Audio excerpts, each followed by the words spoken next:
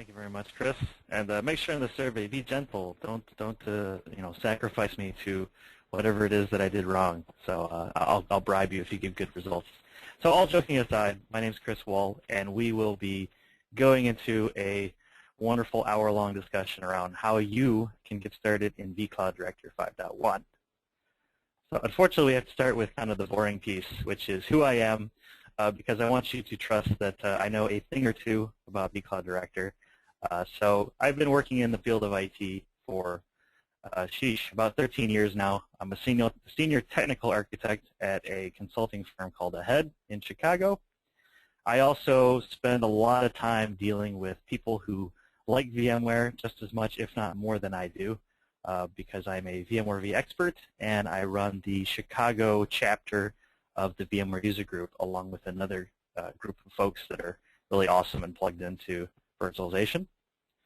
I have an addiction to certifications. I'm a junkie of certifications, self-titled, with something like 36 of them. But the one I'm most proud of is the VMware Certified Design Expert. I'm number 104 in the world. And I love to blog and write and be social about virtualization on my blog at wallnetwork.com. Okay, so who cares about me? The only other thing I wanted to bring up is that I've had a pretty good variety of different job roles and sizes of companies. I've worked for really small companies. I've worked for large companies.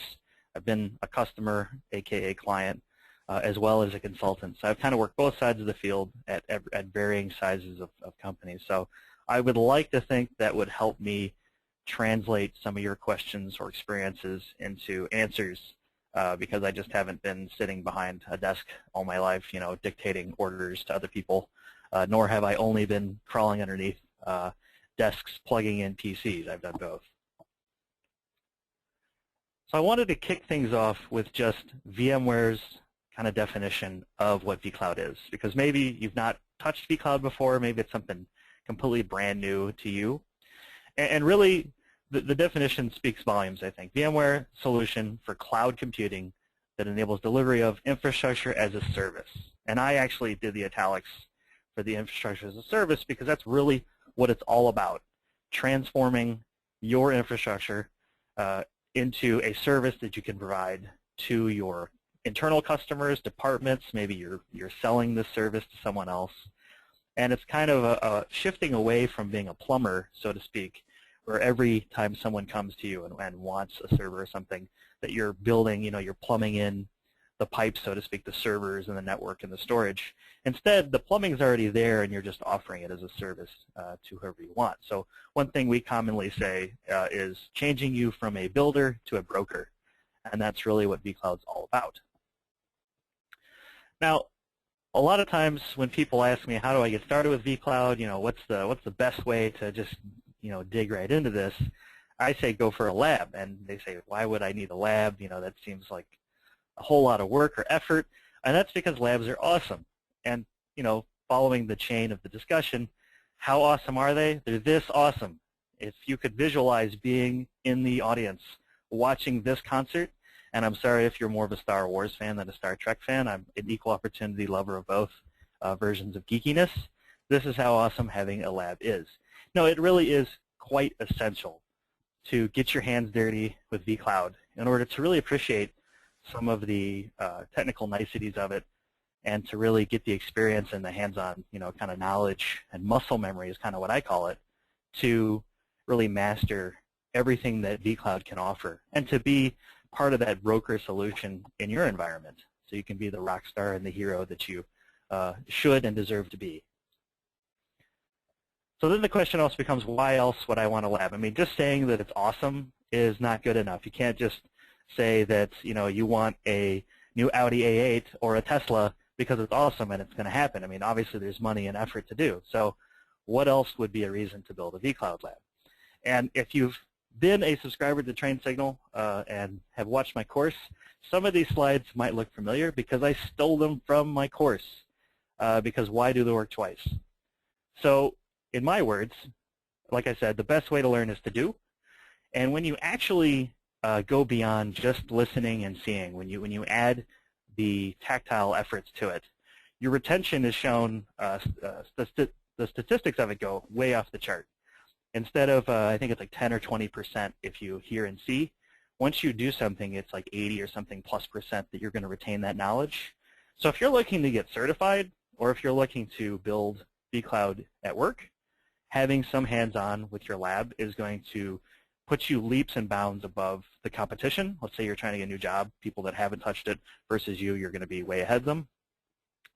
And like I said in the next item on there, sometimes the best way to learn the right way to do things, the next finish looks really easy because you've blown them up or exploded them multiple times doing them the wrong way.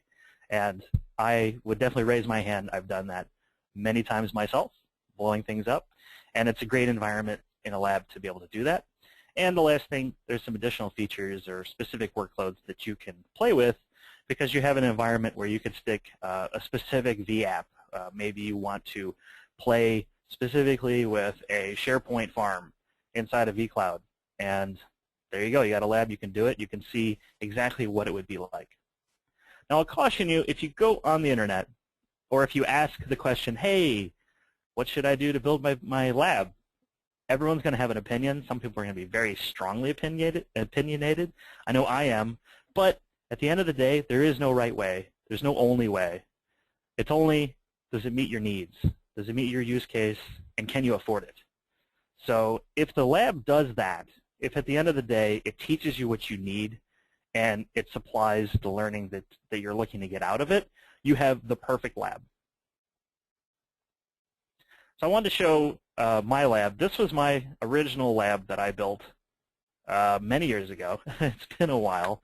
And I spent very little on it. It's mostly, I bought the Dell, but it's mostly white box stuff and really cheap stuff off Amazon and Newegg and things like that. And it didn't cost me very much. And with this very cheap, small lab that sat in the corner of my desk, I was able to get the VMware Certified Advanced Professional Administrator exam completed. So it's just to show that you don't need to start with some enormous budget. And then here's the lab now. It's been many years. I would say my most prized possession in the current Wahl Network lab is the sombrero. It's quite festive, and it just ties the room together, as the dude might say. I'm going to pause here for just a second to see if there's any questions I need to answer, and then we'll keep moving right along. So let's see here. I'm a little new to the GoToWebinar thing, so apologize as I fumble around here. Okay, so we got one question. One of the biggest problems for many is cost. What servers do you recommend? That's a good question. And I'll begin with, I'm a consultant, so I always have to start every answer with, it depends. So when it comes to cost, one of the easiest ways to combat cost is to go used or build white box. White box just means you're going to build with your own components. You're not buying from a Dell or an HP or something like that. And I've got a bunch of resources on my website, on wahlnetwork.com. Underneath the lab section, you can go on there, and I have a ton of other people's designs, my designs, some retail stuff you can buy sorted by the cost that it takes to build it and roughly the power. So you could go off of that, and I think there's maybe 8 or 9 different types of servers that you can build off other people's sweat that you know that works. Another question I'll go ahead and take is, are you using vCloud Director in your home lab for deploying other virtual labs? So right now, it depends any given day what my home lab is doing. Currently, it's still kind of set up for doing the vCloud Director course that I built for TrainSignal. Day to day, no, I don't really use vCloud Director for deploying anything in my lab. It's not really large enough to warrant deploying other labs with. I have company resources that I use for that. So I kind of already knocked that one out, so I don't do that. But I do use other products like VMware View, and I do have virtual labs inside of my lab. They're just not being tied together with vCloud Director at this time. I'll take one more question, then we'll move on. So can we build a VMware vCloud Director lab at home? Absolutely, and I will cover that in this webinar. I will teach you what you need to do that. So let's move forward. I'm going to minimize the little side thingy here. And we'll have time for more questions at the end, too. I just want to make sure that I'm taking the time to answer some questions as we go. So, like I said, I would cover it. Here it is, ways of building your own lab. And I took out all the fancy little builds on this one. We're just going to put it all on the screen and talk about it. So I kind of cover 3 different ways of building your lab, or at least in my mind, there's 3 kind of levels of building your own lab. The first one is mostly software, and that's through VMware's Workstation product. And I say that's kind of the lowest level, or at least the lowest price, because you've already made the investment in hardware somewhere else. In the example, you may have a desktop workstation at your house, or a laptop that's pretty beefy. So all you're really buying is a VMware Workstation license, and they tend to go on sale quite a bit. Or if you go to a conference or a user group like the VMware user group, typically there's licenses being given away. And I think even if you bought retail, you're looking at somewhere between $100 to $150 for a perpetual license. I don't really know what the Mac version of the cost is, but it's pretty cheap compared to building a physical lab, and it's on demand. So if you have a workstation license on your desktop, you can power on VMware Workstation, build some virtual machines, play with them. You can power them off. It's kind of a disposable lab or a temporary lab. And there's other cool ways to do the virtual machines within Workstation, such as the Auto Lab is a really nice way to build a lab kind of on demand, which is out of scope for this discussion, but definitely Google the Auto Lab. It's a great product that is free for the community, by the community. Next, you advance to where I was at in that first picture, the single ESXi server. So that's what I did, was I just bought a Dell server online, and I have a post about the specifics that I bought if you go to my home lab section. But really, it's just one server. It's relatively low cost because I didn't need any fancy switches. I didn't need really any fancy storage because it used some hard drives within the server. All the networking is within the server, so I didn't need to invest in any layer 3 switching or anything expensive like that. But at the same time, it keeps the VMware piece off my desktop so that I don't have to worry about running any virtual machines on my desktop, because it's kind of frustrating when you're running, Windows 7 or whatever it is you are on your desktop, and there's a patch that needs to go out, or you install an application that wants to reboot your computer. Well, that means you have to reboot the whole lab, and that's no fun. So that's why I moved to a single ESXi server back in the day. And it is pretty low cost. A lot of these servers, you're looking at under $1,000, will get you a pretty sweet piece of hardware and no real networking necessary. Now, when you want to move to Big Papa, that's where you go with the ESXi server farm. And don't let farm, sound more grandiose than it is. It really just means you have more than one server. And I use farm because it could be, instead of 2 servers, you could have 10 of them, whatever your budget really allows. So the cool thing with the farm is that you get a very realistic environment. And that's ultimately, over the past couple of years, why I started adding more and more hosts and equipment to my lab, because I wanted something a bit more realistic. I wanted actual, networking gear. I wanted multiple hosts to simulate, a failure, or having, DRS kick something off, or just, more of an actual real-world look and feel to it. And I'll caution you, if your budget allows it, that's great. Not everybody can afford having a server farm, and it's definitely not required. But the caution is around the space in the house, and I say family approval, because I've heard stories where someone builds a lab and the kid thinks it's a Lego, like a Lego toy, and takes it apart. So part of you wanting to have a server farm is putting it back together after a child takes it apart. Go for it. Otherwise, you might want to fence it off, or at least talk to your family and let them know, okay, I'm going to buy all this gear, and it's going to make noise and heat, and it's going to be in the corner of the living room. And they may raise their eyebrows like, really? You want to put that there? Or, I'd advise not the bedroom. That seems like a bad place to put it. But then they get more buy-in, because you might be able to say, well, I'm getting this because it'll help me get a certification, or it'll help me get a better job. Maybe I spend $1,000 here, and it may translate into a $10,000 raise, if you're able to get something down the line. So get family approval and just let them know what this thing does, so that they don't try to disassemble it or hate you for the fact that there's something making noise in the corner. So we're talking about evaluation licenses so that you can get the software onto your lab, because obviously the expense of buying the vSphere and vShield, which is now vCloud Network and Security, and vCloud, it's non-trivial. It's very expensive. So we want to get evaluation licenses. So I'll pause here real quick. I'll look and see if we have any other questions I can knock out real quick. And let's see what we got.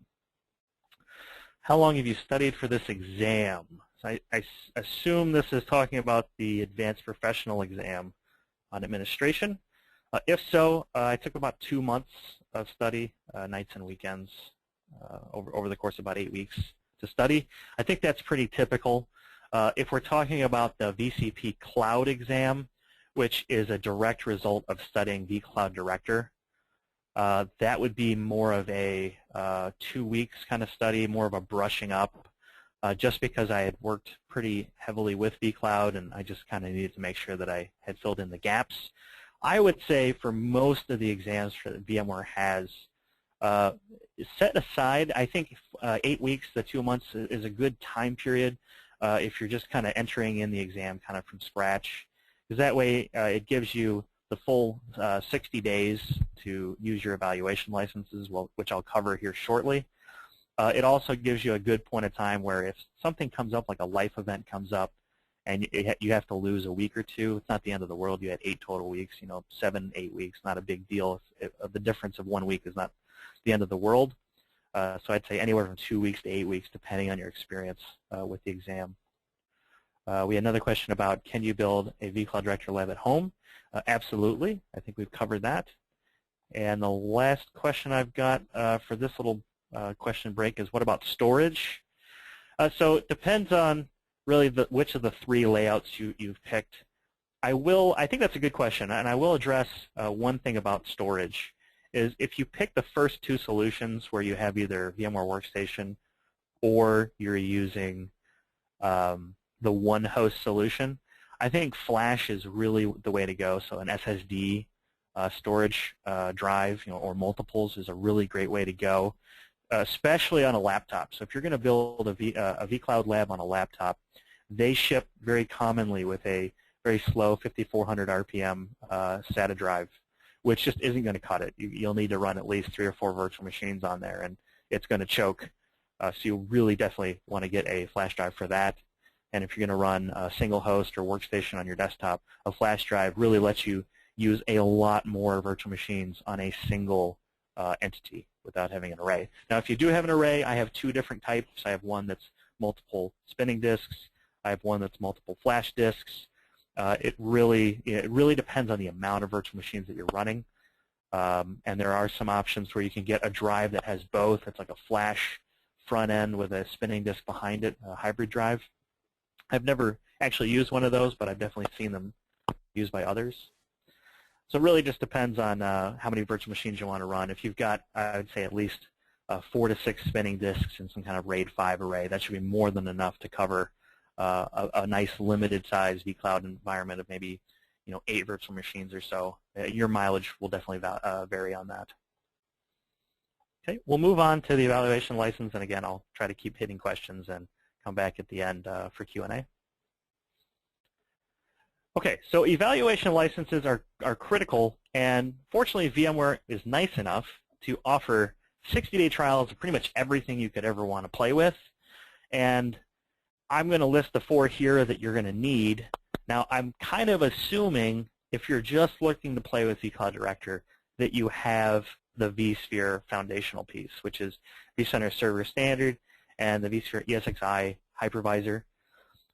If you want to use multiple hosts, which will generate more of a realistic look and feel, you can do that as well. You can get a couple sockets of evaluation licenses, but it'll let you evaluate the product at the Enterprise Plus level, so you get all the licenses, all the features in that license that you need to work with vCloud Director. And the reason behind that really is to get the full experience from vCloud Director, you need distributed switches. And that feature is only available with the Enterprise Plus licensing level of vSphere. So if you have all that, the bold items are really the 2 things you need, which is vCloud Director and vCloud Network and Security. I put a little red flag, and you'll see that throughout my course as well, which is kind of any kind of trip-ups you might see. So if you're looking to download vCloud Network and Security, a lot of times it's going to be marketed as vShield. And that's just because the name changed. It does a few different things after the change to VCNS, which is the acronym for vCloud Network and Security. So you'll just don't get confused. vShield, vCloud Network and Security, same thing. They just changed the name. some tips on getting your eval licenses. So the first thing I do is I always want to get all the licenses at the same time.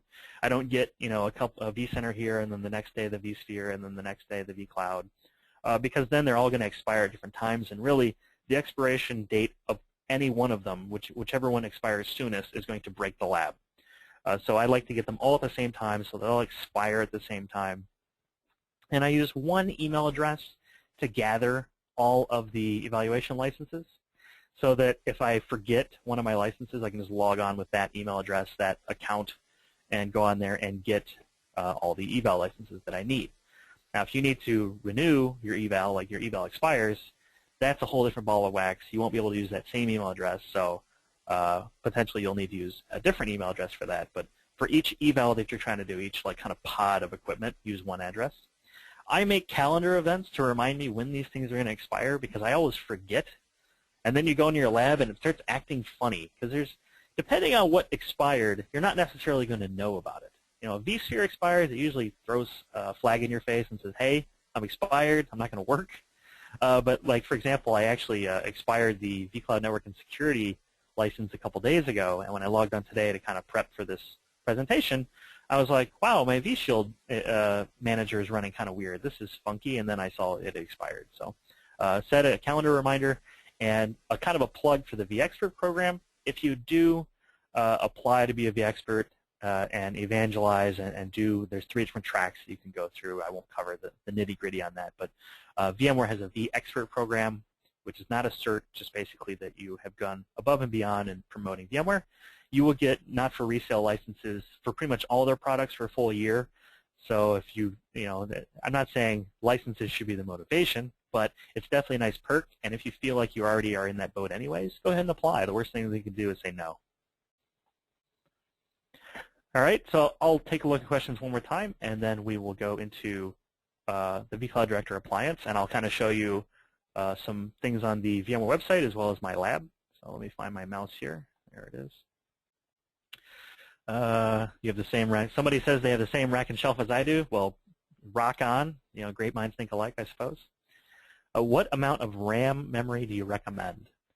Actually, you know what? I can answer that question. Let's go into my lab real quick and break away from the presentation, and I will answer that question. So let me tab over. Let's see. I've got so many labs. This one. So this is actually my physical lab it's sitting about 2 feet behind me. If you'll notice here, this is everything that I run to do. It was everything that was built in the course for the vCloud Director course. It's pretty much everything you need to run the management side of vCloud. So everything beyond this would be the actual vApps that you're building within vCloud Director. And I've actually got one of them powered off because I don't need this connector node. This allows me to connect my cloud to someone else's cloud. So really you need these 3 things right here, a vCenter server, vCloud Director server, which is called a cell, and the vShield manager. Again, like I told you, it's actually the vCloud Network and Security Manager, but this is the old name that was in there. So those 3 virtual machines are consuming, they're configured by default to consume 10 gigs of memory, so 2, 2, and 4. But as you can see here, they're only consuming about, 8.7 gigs, so, or I'm sorry, 9.7 gigs, so it's pretty close amount of memory there. And then the actual activity is showing very small percentage of that. So I don't know, a couple, maybe 2, 3 gig. So if you had a server that potentially had 16 gigs of memory, or a VMware workstation with 16 gigs of memory, you could run all this without any overcommit. And then from a CPU perspective, I'm using 5 CPUs here. And you can see they're almost asleep right now. They're really, this is megahertz, 32 megahertz. I mean, like a cell phone uses more than that. So they don't do a lot when they're idle. You'll see maybe the vCloud Director cell spike up here or there, but it's pretty minimal, and you can even reduce this 6 gig here. Oops, I clicked on the wrong little doodad there. Let me go back. So this guy here at the bottom that's consuming 6 gig, that's the vCenter server appliance that I use for the course. You could even lower that. You don't need to use the 6 gig specifically. So it's not very intensive. You can get away with, I would say, a host with 16 gigs of RAM would be more than enough to play with this. Everything else that you had above and beyond that would be used for the actual vApps inside of vCloud Director. Okay, hybrid hard drives will do, but solid state is much better. I run my home lab with simulated NFS and FreeNAS. That's a great way to go. I think another example for storage, if you want to do a virtualized storage, is Nexenta. Has a community edition that I think lets you run like 16 terabytes of storage under the community licensing for no charge, and it has it's a ZFS type implementation, so it's pretty cool how that works, especially if you have a flash drive. So, but FreeNAS is another good suggestion as well. Okay, question here. Oh, and someone mentioned OpenFiler. That's another good suggestion. There's a lot of good ones out there. Definitely, I'm more of an Nexenta guy myself. I just happen to know people that work there, and I like the product, and I like ZFS. But whatever works for you, any kind of storage is good. Okay, we got another question here. What OS do you use for AD, SQL, Windows 2000 R2 or 2003? Do you cut down pre-configured resources, etc.? So I actually run. So if I open my infrastructure set here, you can see here's my actual. I actually have a host that does nothing but run my domain controllers, SQL, and my primary vCenter server.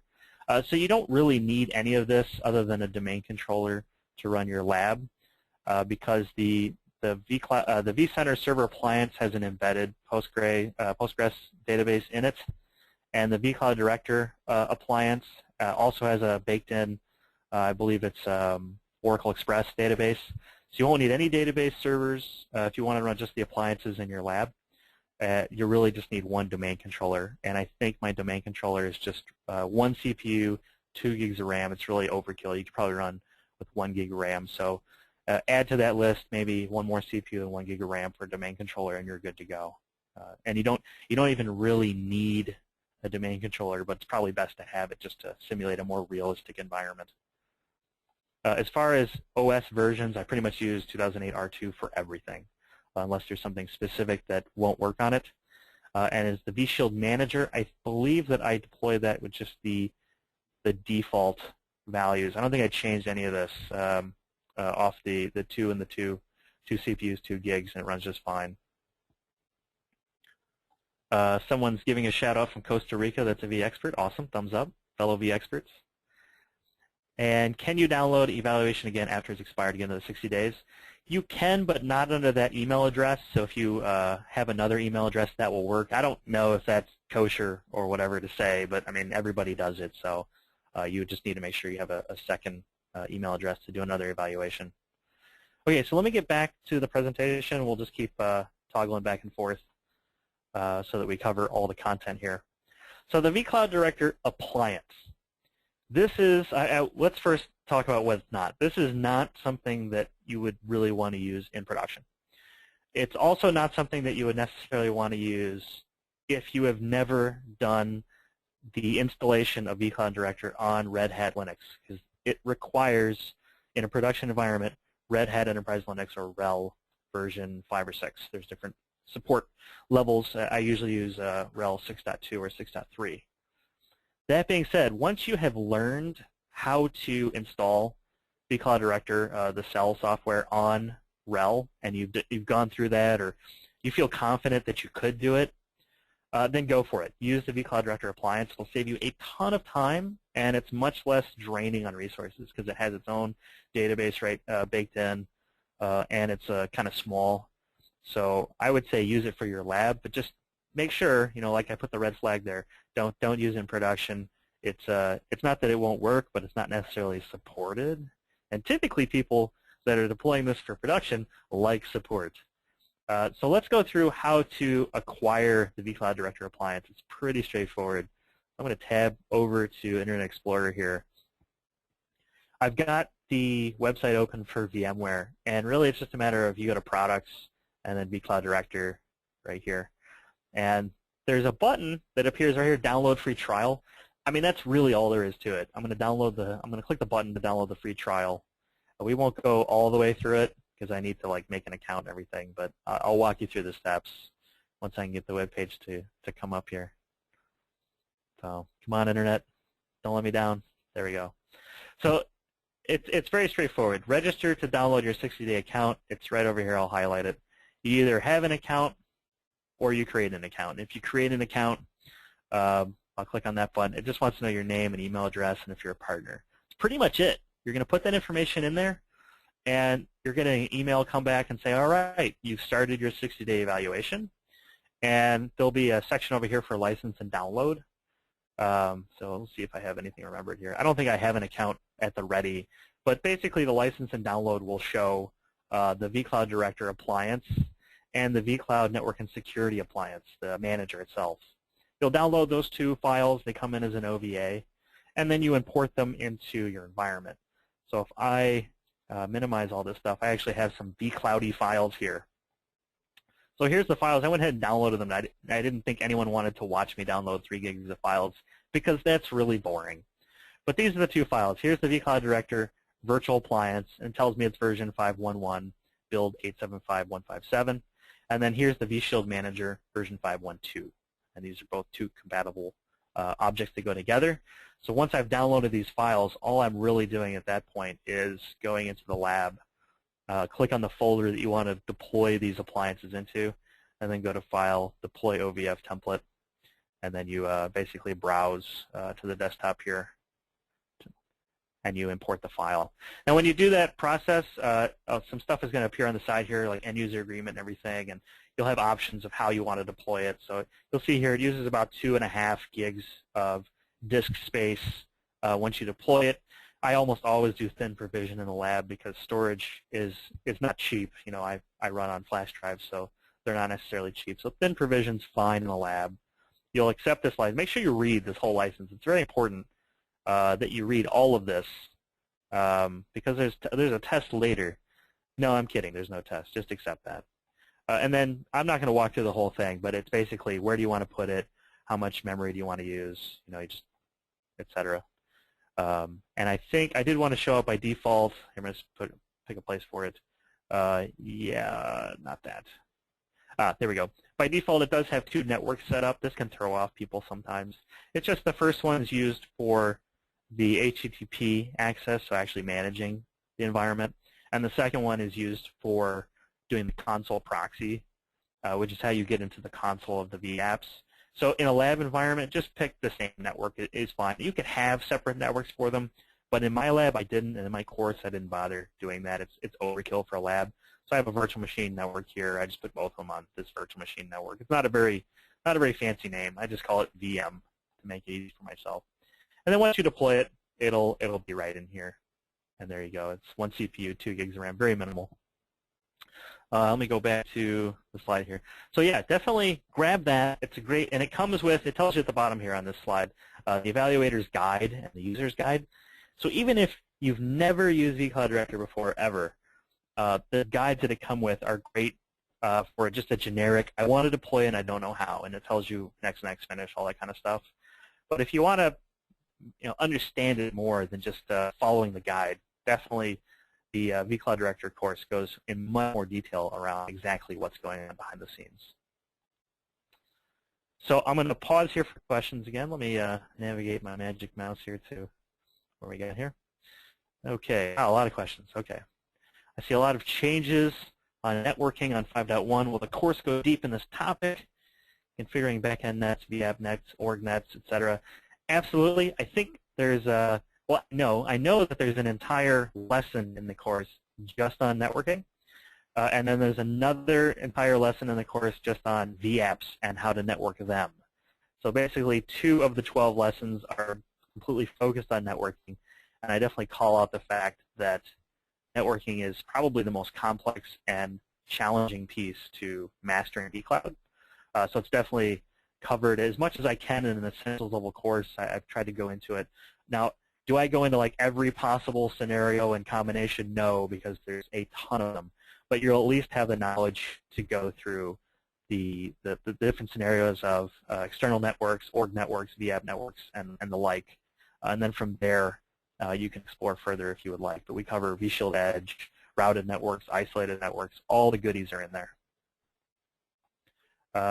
Another shout out for OpenFiler. Another shout out for Nexenta. That's awesome. I'm glad you guys find some really great ways to present storage. Can you run through your storage, please, and the rough cost? So I will say that my storage is going to be cost prohibitive. I don't think that it's really going to make sense for a lot of people to buy the storage that I have, but I do not mind. I will go through my storage here. So I run pretty much 2 arrays if I go to my storage here. So I have a device called NAS1, which is my development NAS, and I have another one called NAS2. Like I said, with names, I'm not very creative. I don't want to call it fancy. Some people, I know a colleague of mine has them named like, I think Transformers. I think it's Jason Nash has Transformers and stuff, and that's cool. I am way more boring than Jason is, so I just call them 1 and 2. NAS1 is a Synology DS411 with 4 1 terabyte rotational drives in there. It's basically just used for really slow storage and some development stuff. That it's a RAID 5 of 4 disk. It's not very fast. It's basically capacity. I think I have a blog post on my website if you go to my inventory of my lab equipment. But I want to say the unit was maybe $300 back in the day. It's outdated now. And then the drives are whatever you buy in drives. It comes bare. NAS2 is a DS2411 Plus, which is a 12 drive bay NAS, also from Synology. For this particular unit, I put all SSDs into it, so it's actually 12 SSDs all in one storage pool. So this is basically what I use. As you can see here, all my virtual machines go into this one.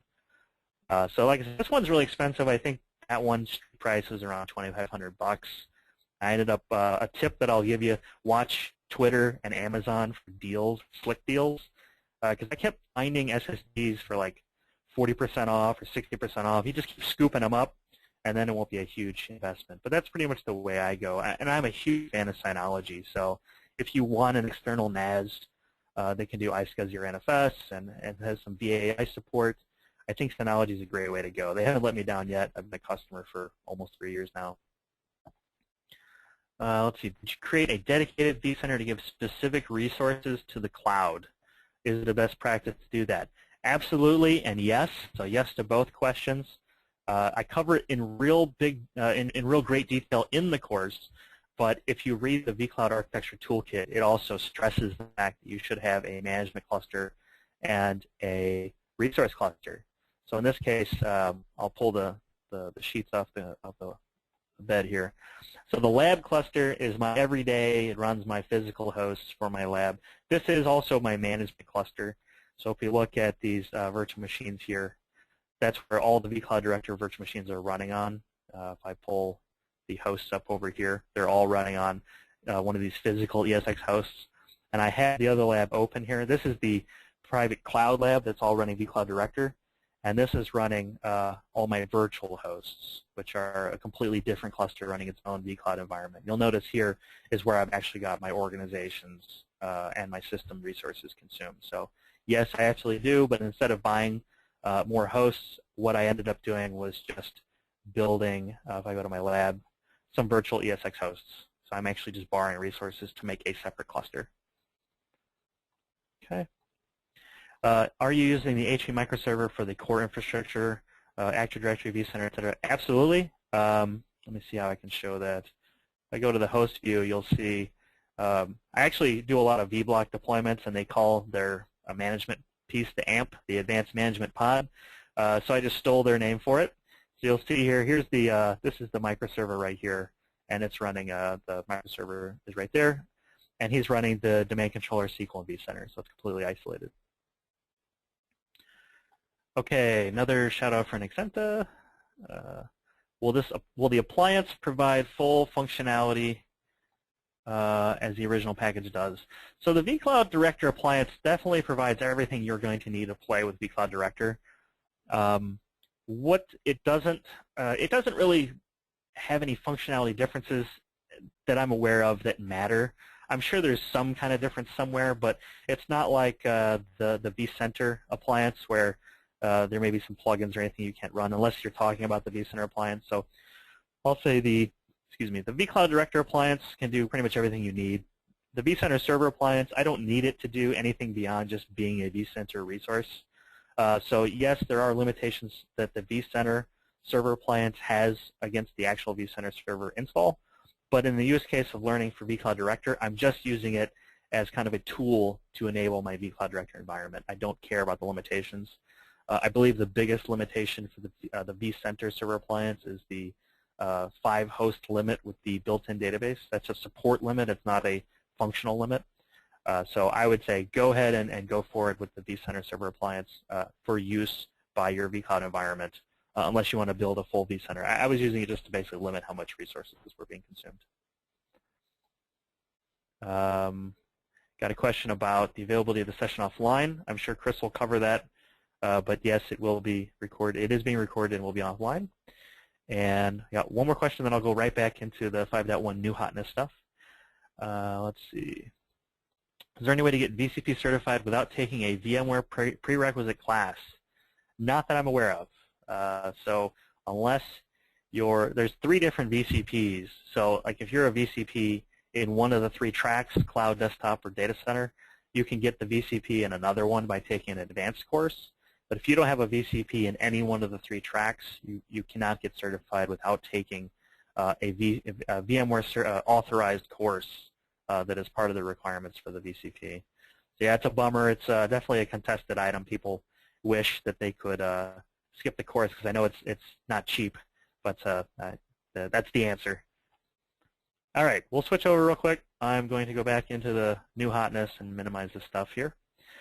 So this is a pretty short little piece. What's new and hot? And props if you recognize the green guy pumping iron there in the corner. That's Melvin, the VM monster there. So here's the big ones. First off, vCloud Director 5.1 supports vSphere 5.1. I know it's amazing. Who would have thought it? But it does. And the big thing there is that you can do things like Melvin. You can do the monster virtual machines, which means basically support for virtual hardware version 9, which lets you do, I think it's like a terabyte of memory in a virtual machine and 32-way vCPUs. Just ridiculous amounts of hardware can be thrown at a virtual machine. The other big one, and I put the green flag there because for me, this was huge. I've been using vCloud Director since the 1.0 or close to that. And vCloud Director 5.1 supports storage profiles. So if you've used a storage profile in vSphere, where basically you can classify types of storage, and in my case, I did basically just Tier 0 and Tier 1. Tier 0 is SSD, Tier 1 is not SSD. You can then pass along that same storage profile into vCloud Director. Now, why is this a big deal? Well, previously you couldn't do something like that. So every tier of storage that you wanted to present had to be done at the provider virtual data center level. So basically you had to build physical kind of silos just for the storage. You had to have like an SSD provider virtual data center with SSD drives, things like that. And it just made it a little more complex than it needed to be. With 5.1, you could have one provider virtual data center passing along multiple different types of storage. And of course, by having mine tiered using tiered storage profiles, I'm making the assumption that the storage array isn't already tiering. So I'm not using something like a Vmax under the covers. I'm doing the tiering myself. There's a new org VDC model for networking, which is really great. It's a way that you can define a network construct for the organization, and actually even go so far as to check a box to allow other members, basically other org VDCs in that organization to use that network. So that was a great improvement. It's something brand new with 5.1, and I go much deeper than that in the course. You can also make the allocation pool model elastic, which basically boils down to stretching that type of pool of resources across virtual data centers or across vCenter servers. So that's nice in case you basically hit the boundaries of what a single vCenter server can provide. There's the supported use of snapshots with VApps and VMs, and I put supported in parentheses because I know people were doing it before 5.1. It was not supported, and it was not natively available within the vCloud Director interface, and it now is. So you can snapshot the whole VApp or the individual VMs right from vCloud, and it's fully supported.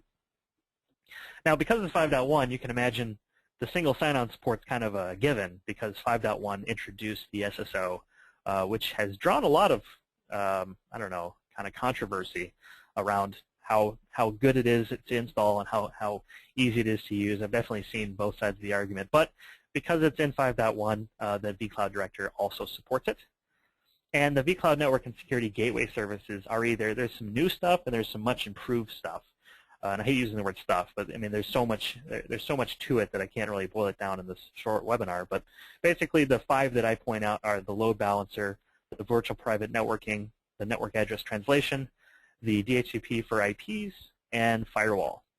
Firewall for layer 2 and layer 3, much improved. There's a lot of new features in there. There's a lot of easier ways to use them. So I'm going to keep it on the slide. Let me go back to the questions and try to address some more of them so that you can look at all the awesome ways that you can interact with Train Signal and ultimately get some value out of it while we're talking here.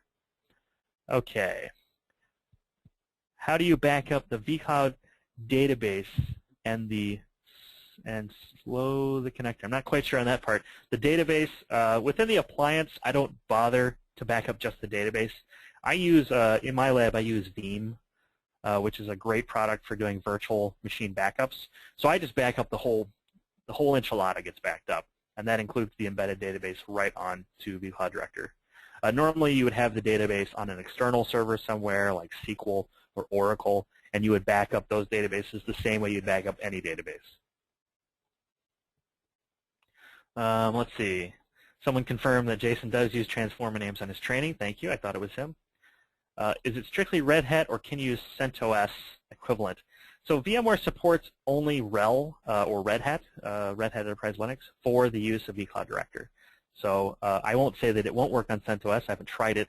But if you're worried about strictly support cases, Red Hat's the way to go. FYI, you can run ESXi 5 on an Apple Mini. Yep, I've seen that.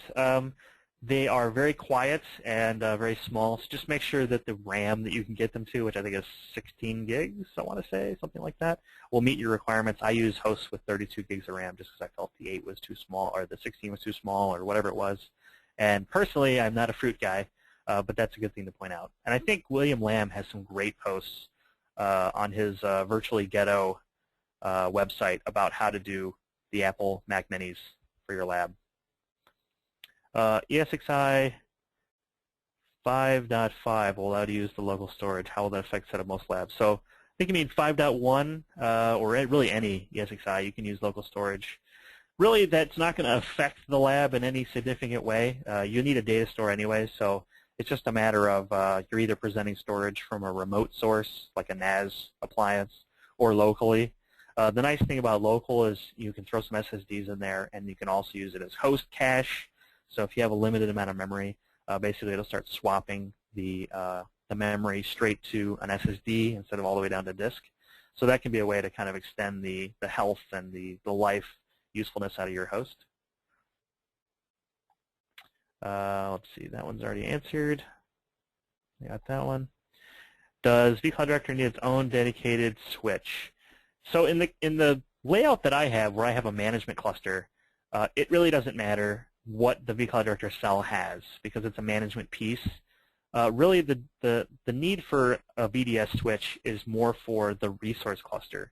So when I'm building vApps, a lot of the network pool constructs need a distributed switch to operate. There's 4 different network pools you can create. The only one that supports a standard vSwitch is the port group backed networking, where you're actually pre-provisioning all of the port groups naturally and then pointing directly to them.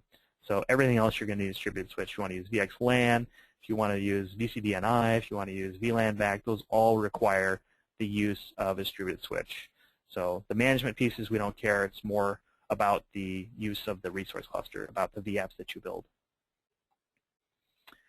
Let's see, vShield endpoint is now included in 5.1. In order to use vShield endpoint, you need to install vShield Manager.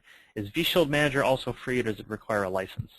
So vShield Manager definitely requires a license, and in fact, I can't show you because then you'd see my key, but if you go to the licensing section underneath your vSphere client, VCNS will show up. The vCloud Network and Security is the new name for it, and it'll either need to be licensed through the vCloud suite, or you'll have to buy a standalone license for the vShield Manager or VCNS Manager. And you put the key in there just like you would an ESXi host or vCenter. It'll just pop in there and say it's unlicensed or evaluation, pop in the key, and then it's licensed.